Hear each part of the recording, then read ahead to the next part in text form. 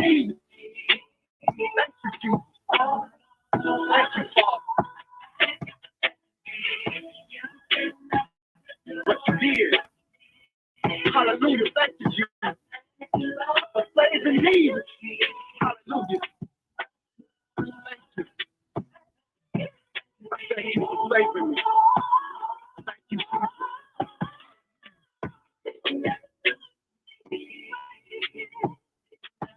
Yes, God. Thank you, Jesus.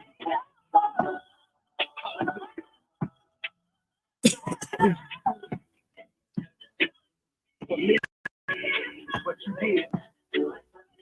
Thank you, Lord. 2007, I found myself locked up in prison for the second time. I couldn't believe it. All I wanted to do was be set. It was just God met in prison. Good morning, good morning, good morning, good morning, good morning. Come on in, come on in, come on in, y'all. Come on in. Good morning, good morning, good morning, good morning. It is Monday, it is Monday, it is Monday. Church 7 days a week in prison. So y'all come on in, come on in, come on in, come on in, come on in, come on in, come on in. Come on in, come on in, come on in, come on in. Good morning, good morning, good morning, good morning, everyone. I know I'm running a little late. I tell you, the enemy toyed with me just a little while before I came on. So I decided to just come on, because I said, you know what? I am committed to this, and I keep talking about intentional, and I keep talking about being committed and following through with that thing that you're supposed to be doing and that thing that you are supposed to be going forth with. So I say, you know what? Go on, get up, go on, get on that call, and then you can lay down, rest your body, and do whatever it is that you don't want to do today. Y'all, I'm preparing to get ready to travel, preparing to get ready to get on this road to head to Dallas, Fort Worth, as we prepare for this amazing event on this week. I tell you, I'm excited. I'm excited. This is going to be my first time in the Dallas, Fort Worth area. So I'm excited to be able to go out and meet some of the people that I label amongst on social media. So I'm gonna get to meet these individuals in person. I'm excited. Di Jones, Michael Quinn, Kimberly Williams, Winnie Starks, and the list goes. I'm excited to meet these amazing individuals that's impacting lives in their community out in the Dallas Fort Worth area. So I'm excited to be going down on this weekend and sharing with them. For those that follow the platform, y'all, we have a couple book projects that's going, a couple book projects that's going to be dropping over the next couple of months. And we're just trying to shed some light on the different things that goes on behind prison walls and how it's affecting our communities, how it's affecting our families. So we're going to be sharing a little bit in the month of June inside of this amazing anthology that these kings are sharing their words of hope, encouragement, spreading love through this book for those kings that are incarcerated, just like we did for the females. We are doing it for the males. This book is going to drop June 1st as we celebrate Men History Month over here on Aspiring Authors Magazine. We're going to be celebrating men history for the fourth year. So if you're a male and you're out there, you're creating a legacy, and you would like to be a part of what we're doing over here on Aspiring Authors Magazine, I'm going to be interviewing our kings the entire month of June. So if you're a male and you have a brand that you would like to showcase, bring light to, share with the world, get your 30-minute interview with the Queen. I will be interviewing every day in the afternoons at 6 p.m. Eastern Standard Time. So if you're out there and you want to be a part, join me. I will be interviewing some of the amazing kings that are a part of this project. Some of them have already signed up to be a part of this project. So I will be interviewing these kings They will be sharing about their brand and why they joined this project. So I'm excited. But inside this book, y'all, it's going to blow some minds. It's going to be shedding some light on what goes on in the private world of prisons, and how the prison system have gotten away from rehabilitating, and how they have now focused on money. And it all started in 1983 when three individuals decided that they wanted to start a private prison. And that's what started it all. That's what allowed different entities to get involved. And it just went haywire, y'all. It just got out of control. Now we have companies that are running industries um, from prison labor and different things.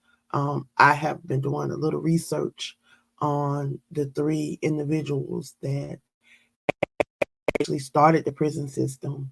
And one of them actually died in 2021. And these are some elderly people. And they're all out of Tennessee. Prison system started in 1983. 1883. In 1983, the private prison system started in 1883 by these three men. They just wanted to come up with a way that they could kind of um, they thought they were changing the prison system, bettering the prison system, and making some money. That's what they thought. But what they were actually doing was actually um, causing more problems than what they were, because individuals' greed began to take over and a lot of different stuff. So y'all are going to get to read a lot of this information inside of this book. I'm sharing about different statistics, different things that's affecting our brown community, and that's affecting our community. And a lot of people don't know that these things are happening, because a lot of this stuff happens behind closed doors, happens where we don't see these things are happening.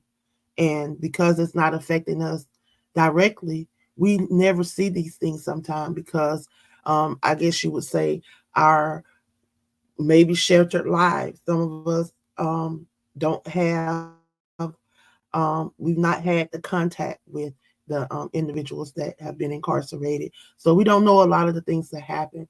But I've had the privy to come across 60 amazing individuals, a little over 60 amazing individuals that have been wrongfully and overly incarcerated within the U.S. prison system, not just in the state of Texas, but I've met some individuals in Colorado, California, Virginia as well, that is experiencing what they're experiencing in Texas. So I am touching on some of these topics in this book. We have some statistics that's going to be dropped in this book. We're also sharing some of the individuals that we are speaking to in this book. We're sharing their stories. We're bringing light to their stories. We're bringing light to their situations. Some of them are wrongfully incarcerated. Not only are they wrongfully incarcerated, after they have wrongfully incarcerated them, they have given them over exaggerated sentences that a lot of them would never see the light of day. That a lot of them will never see the outside again. So y'all, we're going to be touching on that in this book. Y'all hear me talk about it a lot on these various podcasts that I do, but this is something that we're going to be touching inside of this book. There's going to be a lot of statistics, and there's going to be a lot of information dropped in this book. Kings, you are not forgotten. Outside of poetry, is going to be a lot of information in this book. We're going to drop some poetry. We're dropping some poetry, but we're also going to drop some knowledge, y'all. We're going to drop some knowledge in this book. So again, I give a shout out to all of the amazing kings. I have 7 amazing kings that have decided to share inside of this book. They're going to be sharing their words of encouragement, their words of uplifting, and their words of hope to that person that may be in prison. And they're not just talking to those that are physically behind prison walls. They're talking to that male that may be in prison in his mind and in his heart. Because y'all, some of us can be out here in the free world, but walking around here just as shackled and just as bound and just as in prison in the mind and heart as those that are physically behind prison walls. So y'all, that's what this is going to be. going to be about. That's what this book is about. It's called Kings. You Are Not Forgotten. Y'all can go over to Amazon right now and grab your e-copy for 99 cents. Pre-order your e-copy for 99 cents. Y'all, my goal is to sell at least 1,000 ebooks because the profit, all of the profit that comes from the sale of these ebooks will go to the purchase of paperback books for these individuals that are incarcerated so that we can get these books inside of the prison system and get them floating around to the individuals that need them, that they may read. Because y'all, every day I'm getting phone calls about the condition of the prison. I'm getting phone calls about different types of violation. Individuals' First Amendments are being violated. Individuals' Sixth Amendment, along with their Eighth Amendment, are being violated, y'all. So it's a lot that is going on. You know, we talk about trauma. We talk about a lot of the trauma that, you know, was put on us in slavery that we never got over because nobody recognized it. Nobody wanted to recognize the fact that, you know, what we endured during slavery was trauma. And whether we were back there or not, that trauma was passed down from generation to generation. And a lot of the things that we still going through in this world, if we don't get the proper mental health and um, the proper counseling, the proper treatment, these trauma it's gonna keep being passed down. People really need to understand that when you're being carried in your mother's womb, anything that your mother may experience can cause you trauma, can cause that to be passed on to you. It may not affect your mama, but it may affect you in a way that, you know, you may wonder why sometimes you may act out, why sometimes you may have, you know, these different doubts or these different emotions or these different feelings, y'all. These things are real. And until we start acknowledging them, if you think about individuals that's incarcerated, if you're incarcerated for something that you know you did not do, there's already an extra layer of trauma placed on you because now you having to fend for yourself, you're having to fight, you're having to do a lot of stuff that you wouldn't have to do if you was in the free world. But now you have all of this on you, on top of the fact that you are wrongfully incarcerated, and then now they're giving you this outlandish, over incarcerated sentence, and then the things that you have to endure on a day-to-day basis, watching individuals commit suicide, watching individuals cut off their private parts, watching, you know, different things that should not be taking place take place, and you having to endure this trauma. You know, in the state of Texas, that the regular inmates have to watch those inmates that are on 24-hour watch. These inmates that they label life coaches and the ones that are supposedly on the right path and doing all this amazing stuff, where they and put more trauma on them by putting them in charge of watching those that are on suicide watch without the proper mental health training. You know, when we go through these different classes and acquire this different knowledge and do these different workshops and go through these different clinicals, y'all, we're experiencing when they say internship and externship, you're going through that, you're experiencing what you would actually be experiencing on a job. You're getting live scenarios, you're getting what ifs, you're getting mocked different things that you can put yourself in. These, you're getting prepared, but they don't get that.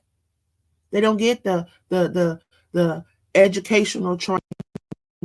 They don't get the hands-on going into the clinicals and having the opportunity to experience.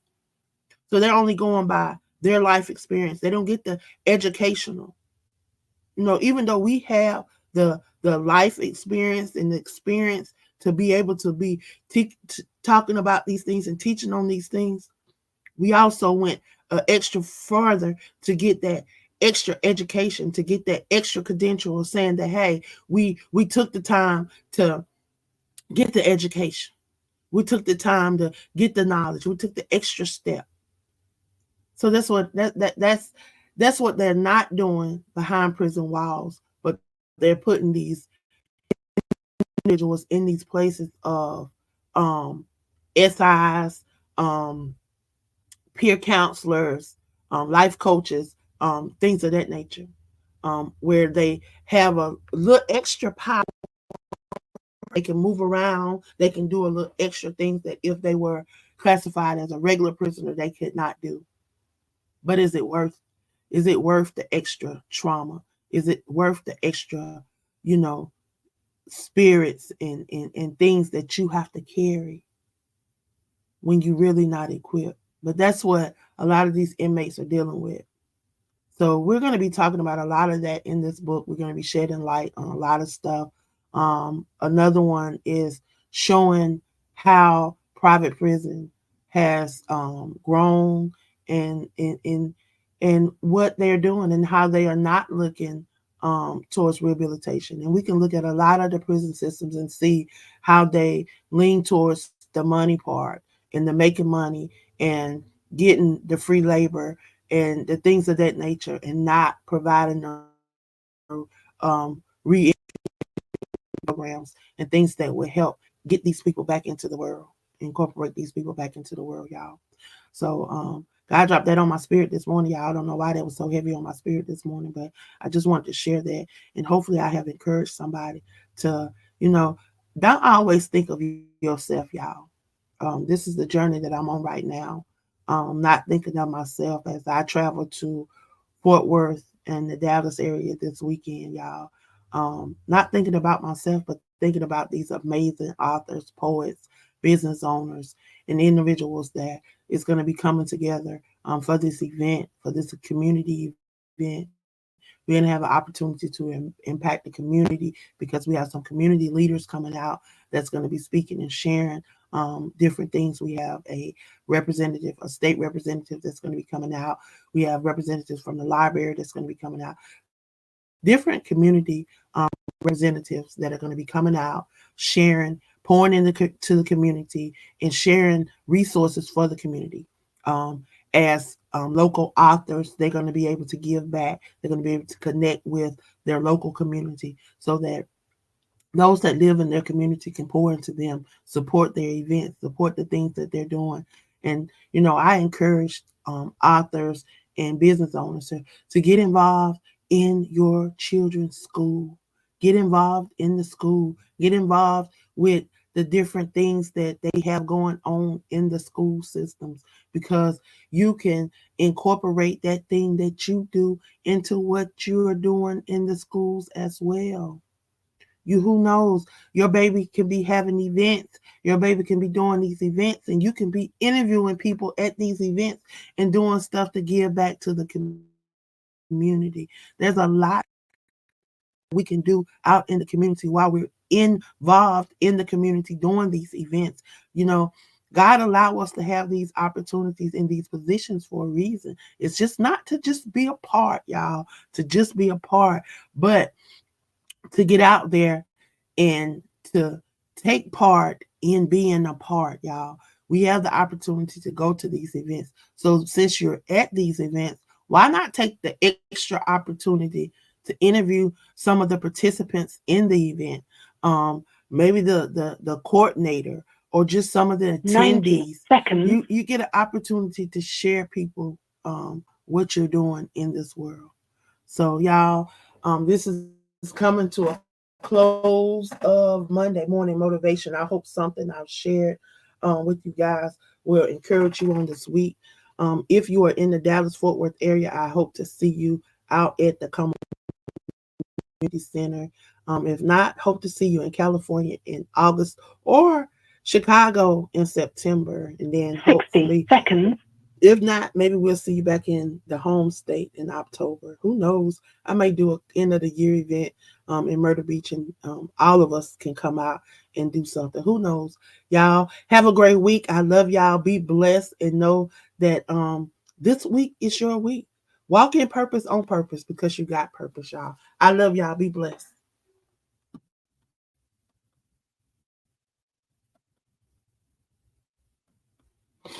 And that is it.